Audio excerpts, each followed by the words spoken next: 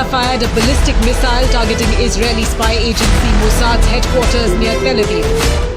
नाज़रीन, हिजबुल्लाह ने इसराइल को अपनी दिफाई और अस्करी कुव्वत की एक झलक दिखा दी है। लबनानी मलेशिया ने सियोनी रियासत को बता दिया कि वो हरगिज़ नाकाबिले तस्खीर नहीं है। हिजबुल्लाह ने इसराइली दारुल हुकूमत तेल अवीव में कायम मोसाद के हेडक्वार्टर्स को मिसाइल से निशाना बनाया। तारीख में पहली बार ऐसा हुआ कि कोई मिसाइल इसराइली दारुल हुकूमत तक पहुंचा है। तेल अवीव में लाशों के अंबार लग गए। सोशल मीडिया पर वायरल फुटेज में देखा जा सकता है पूरे के पूरे कंटेनर्स लाशों से भरे पड़े हैं। इसराइल में सफ़े मातम बिछी हुई है। पेजर और वाकी टाकी धमाकों के बाद इसराइल की वहशियाना बमबारी के जवाब में हिजबुल्लाह ने जो जवाब दिया उससे इसराइल में अफरा तफरी मच गई। सियोनी रियासत में तकरीबन 64,000 यहूदी आबादकार अपने घर छोड़कर महफूज समझे जाने वाले मकामात पर पनाह लेने पर मजबूर हैं। लेकिन अब इसराइली मीडिया में ये सवाल उठाया जा रहा है कि जब दारुल हुकूमत तेल अवीव के रेड जोन में वाक़े मोसाद का हेडक्वार्टर महफूज नहीं, तो फिर पूरे मुल्क में कौन सी जगह महफूज रह गई है। हिजबुल्लाह की जानिब से सियोनी रियासत के दारुल हुकूमत पर ड्रोन या मिसाइल हमले के बाद अमेरिका को भी तशवीश लाहिक हो गई। अमेरिकी भी परेशान हैं कि तेल अवीव तक हिजबुल्लाह का मिसाइल कैसे पहुंचा, आयरन डोम क्या कर रहा था। अभी तक हिजबुल्लाह की अहलियत और सलाहियत पर सवालात उठाए जा रहे थे कि वो इसराइल को मुनासिब जवाब क्यों नहीं दे पा रही। लेकिन अब एक ही हमले ने तमाम सवालों के न सिर्फ जवाब दिए बल्कि नेतन्याहू की अकल भी ठिकाने आ गई। ईरानी सदर मसूद ने अक़वाम मुत्तहिदा की जनरल असम्बली इजलास से खिताब में सियोनी रियासत को खबरदार किया है कि हमारे सब्र को ना आजमाएं। दोस्तों, आगे चलने से पहले कुछ जिक्र करते हैं लबनानी मलेशिया हिजबुल्लाह कितनी ताकतवर है, इसके पास कितने मिसाइल और हथियार हैं, वो सियोनी रियासत को कितना टफ टाइम दे सकती है। गजा, लबनान और इसराइल की सूरत हाल को करीब से मॉनिटर करने वाले अल जज़ीरा टीवी ने अपनी रिपोर्ट में दावा किया कि हिजबुल्लाह ने हालिया तनाज़े में नए और जदीद हथियारों का इस्तेमाल किया है। लबनानी मुसल्लह तंजीम के पास 1.5 लाख मिसाइल और रॉकेट्स हैं। दोस्तों, सियोनी रियासत को लबनान में हिजबुल्लाह की सूरत में हमास के मुकाबले में बहुत ताकतवर हरीफ का सामना है। ईरान की हिमायत याफ्ता हिजबुल्लाह को मशरक़ वुस्ता की मजबूत तरीन पैरा मिलिट्री फोर्स समझा जाता है। हिजबुल्लाह के पास जदीद हथियार हैं जिसमें हदफ को निशाना बनाने वाले रॉकेट्स और ड्रोन्स भी शामिल हैं। तंजीम का कहना है कि वो इसराइल के तमाम हिस्सों को निशाना बना सकती है। इसराइल के साथ हालिया मुसल्लह झड़पों में हिजबुल्लाह ने बतदरीज नए हथियार और जदीद गोला बारूद का इस्तेमाल किया है। सिर्फ यही नहीं बल्कि सियोनी फौज को टैंक शिकन मिसाइलों, रॉकेटों, धमाका खेज मवाद ले जाने वाले ड्रोन्स और जमीन से फिजा में मार करने वाले मिसाइलों से भी निशाना बनाया। हिजबुल्लाह के सरबराह हसन नसरुल्लाह का कहना है कि ये ड्रोन्स मकामी सतह पर तैयार किए गए हैं। इनके पास इसकी बड़ी तादाद मौजूद है। इसराइल के अंदाजों के मुताबिक हिजबुल्लाह के पास 1.5 लाख रॉकेट और मिसाइल हैं। हिजबुल्लाह को पिछले हफ्ते बड़ा धक्का लगा था जब लबनान में हजारों कम्युनिकेशन डिवाइसेज यानी पेजर और वाकी टॉकीज अचानक एक साथ फटने के वाकयात पेश आए थे। इसके बाद इसराइल ने लबनान पर फिजा से बमों की बारिश कर दी थी। हिजबुल्लाह के मुसल्लह तनाज़ात का माजी देखा जाए तो उसने 2006 में इसराइल के साथ होने वाली जंग में अपनी भरपूर अस्करी ताकत का मुजाहिरा किया था। हिजबुल्लाह ने इसराइल से 2 फौजियों को अगवा और 8 को कत्ल कर दिया था। इस वाक़ये ने इसराइल और हिजबुल्लाह के दरमियान जंग को जन्म दिया जो 5 हफ्तों तक जारी रही थी। हिजबुल्लाह की अस्करी ताकत उस वक्त बढ़ी जब उसके जंगजुओं को शाम में तैनात किया गया। शाम खित्ते में ईरान का एक और इत्तेहादी है। हिजबुल्लाह की तैनाती का मकसद शामी सदर बशारुल असद की बागियों के खिलाफ लड़ाई में मदद करना थी।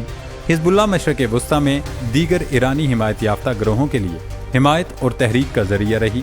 उसने इराक में मुसल्लह ग्रोहों को तरबियत दी और वहां लड़ाई में भी हिस्सा लिया। ताज़ा तरीन कार्रवाई में हिजबुल्लाह के जंगजुओं ने तेल अवीव में बैलिस्टिक मिसाइल के जरिए मोसाद के हेडक्वार्टर्स को निशाना बनाया। सुबह तकरीबन 6:29 पर तेल अवीव में सायरन बजना शुरू हो गए। उस वक्त इसराइली मीडिया को भी अंदाजा नहीं था कि ये सायरन क्यों बजाए जा रहे हैं। लेकिन जैसे ही इसराइली फौज ने ये ऐलान किया कि लबनान से तेल अवीव की जानिब फायर किए गए मिसाइल को दिफाई निज़ाम ने फिजा में ही तबाह कर दिया।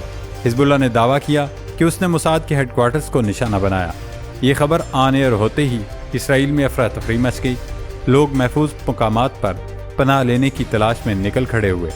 सियोनी मीडिया ने स्पेशल ट्रांसमिशन शुरू कर दी जिसने जल्दी पर तेल का काम किया और मजीद हड़बोंग मच गई।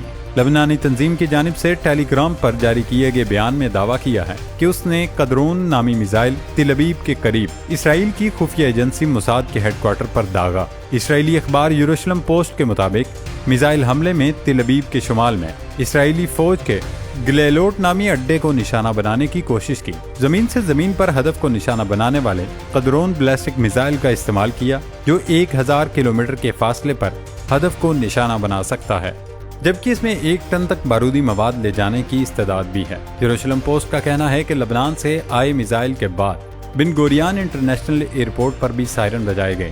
اسرائیلی میڈیا تو صرف حکومت کی ترجمانی کرتے ہوئے زمینی حقائق نہیں بتا رہا، جبکہ حقیقت یہ ہے کہ حزب اللہ کے حملے میں نہ صرف موساد کا ہیڈ کوارٹر ملیامیٹ ہو چکا، بلکہ بڑے پیمانے پر جانی نقصان بھی ہوا ہے۔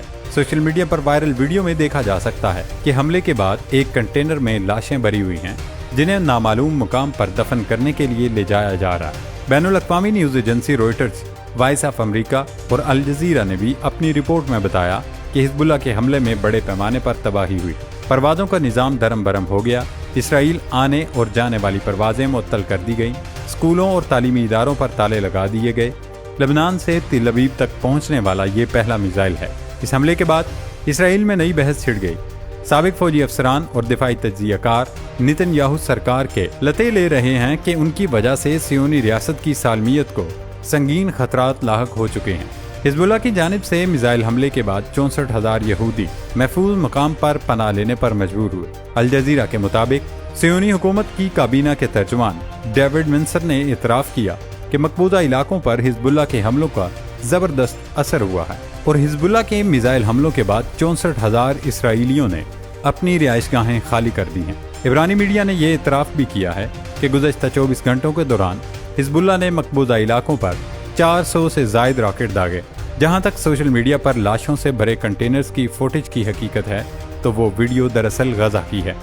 اسرائیل کی جانب سے کسی بھی قسم کی معلومات فراہم کیے بغیر لاشوں سے بھرا کنٹینر غزہ بھیجنا غیر انسانی اور بین الاقوامی جرم ہے، جس کی جتنی مذمت کی جائے کم ہے۔ دوستو، حزب اللہ کی جانب سے تل ابیب میں موساد ہیڈ کوارٹر کی اینٹ سے اینٹ بجانے کے بعد امریکہ بھی میدان میں آ گیا۔ جب اسرائیل بدمست ہاتھی کی طرح غزہ کو روند رہا تھا، جب صہیونی فوج نے فضا سے آگ برسا کر لبنان میں 2000 معصوم اور بے گناہ شہریوں کو حزب اللہ جنگجو بتا کر موت کے گھاٹ اتارا، اس وقت امریکیوں کو کسی قسم کی تشویش نہیں ہوئی۔ لیکن اب جو ہی لبنانی تنظیم نے غاصب ریاست کے دارالحکومت پر میزائل داغا، امریکہ کے پیٹ میں مروڑ اٹھنا شروع ہو گئی۔ وائٹ ہاؤس کے قومی سلامتی کونسل کے ترجمان جان کربی نے CNN کو دیے گئے انٹرویو میں کہا کہ حزب اللہ کا تل ابیب تک گھسنا یقیناً اسرائیلیوں کے لیے بلکہ ہمارے لیے بھی گہری تشویش کا باعث ہے۔ تناؤ کو کم کرنے اور جنگ کو روکنے کے لیے سفارتی کوششیں کرنا ہوں گی۔ صرف جان کربی ہی نہیں بلکہ امریکی وزیر خارجہ انٹونی بلنکن بھی کہہ رہے ہیں کہ لبنان اور اسرائیل کو چاہیے وہ اپنے تنازعات سفارتکاری کے ذریعے حل کریں۔ امریکہ کی دوگلی پالیسی اور منافقت کی انتہا دیکھیں کہ جب پورا لبنان پیجر دھماکوں سے گونج اٹھا، لوگوں کی آنکھیں، کان اور ہاتھ پیجر پھٹنے سے ضائع ہو گئے، اس وقت امریکیوں کو سانپ سونگا ہوا تھا۔ لیکن اپنے دفاع کے لیے جیسے ہی حزب اللہ نے ری ایکشن دیا تو امریکہ کو سفارتکاری یاد آ گئی۔ انٹونی بلنکن نے غزہ میں جنگ بندی معاہدے کی ناکامی کا ملبہ بھی حماس کے سر تھونپ دیا۔ وزیر خارجہ انٹونی بلنکن نے کہا، ہمارے پاس ایک کاغذ کا ٹکڑا، ایک معاہدہ ہے۔ اس کے 18 پیراگراف ہیں، جن میں سے 15 پر حماس اور اسرائیل کے درمیان اتفاق ہو چکا ہے۔ لیکن پچھلے چند ہفتوں میں جو کچھ ہوا وہ یہ ہے کہ حماس مذاکرات کی میز پر موجود نہیں ہے۔ وہ باقی حل طلب مسائل پر مذاکرات میں شامل ہونے کو تیار نہیں۔ حالانکہ قطری اور مصری ثالث بھی یہ کہہ چکے ہیں، مذاکرات اور جنگ بندی کی راہ میں اسرائیل سب سے بڑی رکاوٹ ہے، کیونکہ نتن یاہو کی جانب سے ایسی شرائط رکھ دی گئی ہیں جنہیں تسلیم کرنا حماس کے لیے مشکل ہی نہیں، ناممکن ہے۔